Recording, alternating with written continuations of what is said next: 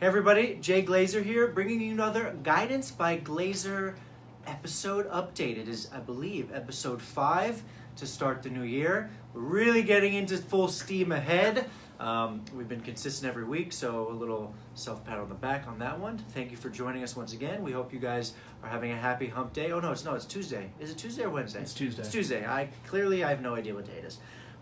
As I promised last week, I want to introduce you to our newest team member. Her name is Megan Phillips, not to be confused with Megan Phillips. She will kill you if you call her Megan. I already lost an arm, you can see right here. And here she is, she's gonna join us for 2 seconds. Everybody say hi, woo! Newest member of the Glazer team, and that was it. She clearly is camera shy, just like I am. So, jumping right into it, boys and girls, as I said last week, we do have some inventory needs. We are working with a buyer who's very seriously trying to identify for his family and himself a 3-bedroom home in Greenwich Village and now Tribeca, under $4 million condominium. It does not have to have services. It does have to have an elevator, as he has 2 young ones.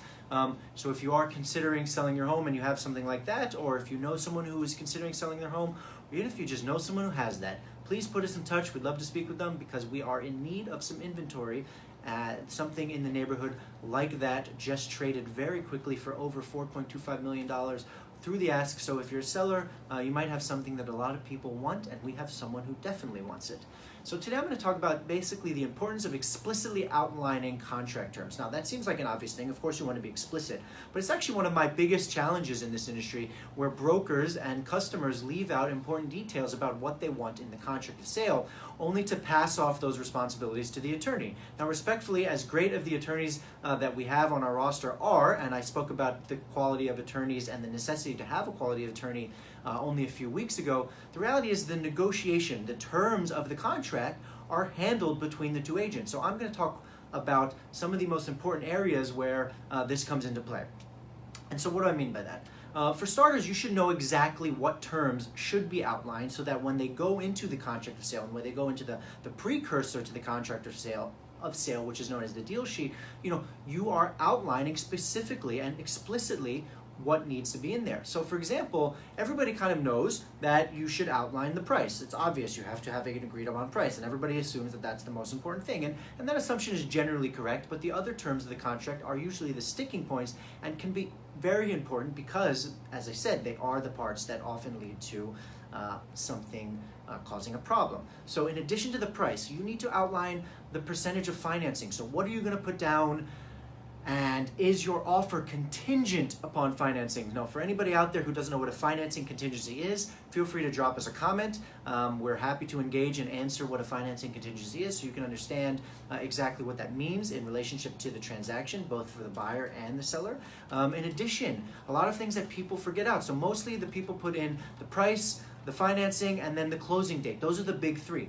Most of the time, people will be very explicit about outlining those things, but they'll forget 2 or 3 really important other terms that I personally include in all of my offers because I think the client should be explicit in what they want, because then you don't have any uncertainty once the sale is, or once I should say, the deal is agreed. So those things are an inspection. I would say of the offers I've received as a listing agent, 75% of the buyers and buyer brokers who make an offer do not put in that they want an inspection. So what happens is you get down the path, you get momentum going, the attorneys are negotiating, everything's hunky-dory, and all of a sudden the buyer or the buyer's broker says, oh, my client wants to have an inspection on Friday. Now what happens if you have 3 offers and you've accepted the one that now wants an inspection and the other 2 didn't want an inspection? It's not like you're necessarily hiding anything and that it's not okay to have an inspection, but inspectors are paid to find something. They are paid to find issues. And buyers really need to be mindful that it's an inspector's job to find stuff, and there's always going to be stuff. You're buying 90% of the time an as-is apartment, which means you're buying a used apartment, you're buying a used home. So as a result, all of a sudden you do this inspection and you've really blindsided everybody, and a lot of times the sellers get very standoffish, and I myself as a broker don't really love receiving that request after we've already come to terms. So that's something that a lot of people overlook, and something that I really think is important as a broker out there or as a buyer out there to really make explicit if you want an inspection. Now, as long as you're explicit about it in your offer terms, you should be able to get it. So for example, what we do on our team is we put the right to a home inspection, because I often don't know if my buyers are going to want to have a home inspection. Some err on the side of yes, some err on the side of no. If it's not a garden apartment or a penthouse, which I highly recommend having inspection at all times, you might have someone who is kind of in between. But as long as you put that right to a home inspection, in my eyes, you've at least provided knowledge to the listing agent and the seller that you might request this, and therefore it is an explicit contract term. Also, super, super important, and I'm going to get into this in my next point, is inclusions, exclusions, right? What happens is people forget, they get so excited about the terms, the price, and finally we've consummated this negotiation, but little things like the family heirloom, that light fixture, or the TVs, those things are technically inclusions, and unless you make it clear that you are excluding them, those things should stay in a sale. We represented a buyer earlier last year, in the middle of last year, for a very, very expensive home, almost a teens of million transaction, and the sale almost fell apart because the buyers thought they were getting certain light fixtures, and the seller, after the fact, told us that he was taking certain pieces. And my buyer said, listen, our offer was inclusive of all of the things we thought we were getting. So they were in the right, but I also understand the seller's sentiment, which is we have family heirlooms that we were always going to take from the get-go. Hence why I'm overemphasizing being explicit about what is staying and what is going. That almost ended the transaction. Luckily, we were able to find some substitutes and make it work through some creativity. But again, it was a very scary moment for everybody involved. And again, so on the subjects of inclusions, exclusions, if you are the buyer, go through the home, obviously make sure this is the home you want, but make sure there are items in that home that if you explicitly want them because they mean something to you, like a light fixture, or you don't want to go out and buy a new TV and you want the TV that's affixed to the wall, make that explicit so that you can make sure that that is included in your offer and that is included in the sale. And if you're a seller, same thing in reverse. If you know you're going to take something, if you know that you are attached to your Sony TV, then make sure you make that an exclusion. And that is my third point. Does the TV stay or go? That is one of the hot topics in inclusion, exclusion, real estate talk in one of the terms of contract. I believe the New York Times or one publication like that maybe 5-6 years ago did a big Saturday post on it, you know, the front page article, TVs, what goes, what stays. Listen, an inclusion is something that is affixed to the wall. Light fixtures, something that when you flip the home over, hypothetically, it doesn't fall out, it doesn't fall underneath, then that is an inclusion. So by definition, a TV that is affixed to the wall is an inclusion. Now, oftentimes TV technology is changing so quickly that the buyer might not want them, and oftentimes the seller does want them or doesn't want them for the same reasons. So you need to be explicit about the TV. Now, it's, again, not something that's been a huge issue, but what happens is if the seller says, I'm taking the TVs, they leave a huge gash on the wall, and that gash is like, who repairs it? Did they leave the bracket? Did they take the bracket? So as much as a TV shouldn't be a deal breaker in terms of the actual TV, it's oftentimes how the condition of the wall behind it is left that can be an issue, or just in fact, like whether there's going to be a bracket left or not, and can that bracket be utilized? So yeah, again, just all about being upfront, direct, and transparent about what your intentions are with every item in the apartment.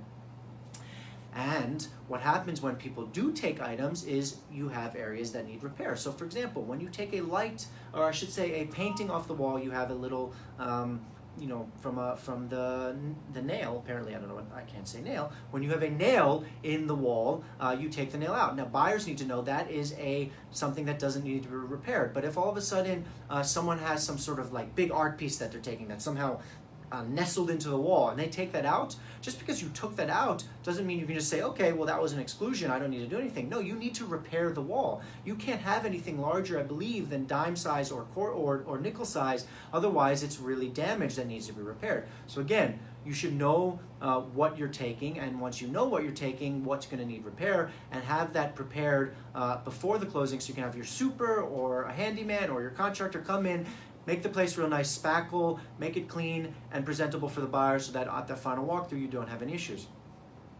And again, you know, just on the subject of why these things are important to be clarified up front, we've seen time and time again when people try to change the terms after you've negotiated the sale of the home, that it can be, when left in the hands of the attorney, that it can be handled very poorly. Again, not because the attorney doesn't know what they're doing, it's just not their job. You're asking someone whose job is not to negotiate the terms of the deal.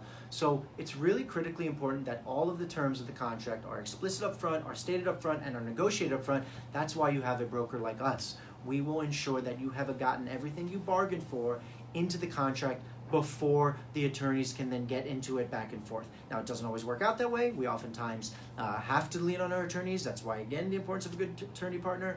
But in an ideal world, we've identified everything we need to focus on and get made clear ahead of time. And then once we go towards the contract stage, everything is honky-dory and easy peasy. As always, I'd love to hear from you. I don't know if you're making snarky sweater comments. I feel like I'm wearing a pretty normal sweater today, but Shara and some others will let me know if I am incorrect in that assessment. But in all honesty, please do drop us a line. If you feel like this content is helpful, please share it with your sphere. And as I said, if you have any inventory that you're interested in sharing with us for our clients in need, we'd like that as well. So thank you for joining us on this Tuesday. It's not hump day, it's Tuesday. But we will be back with you next week, and we're just going to keep gearing up with these interesting topics. Thanks again. See you next week.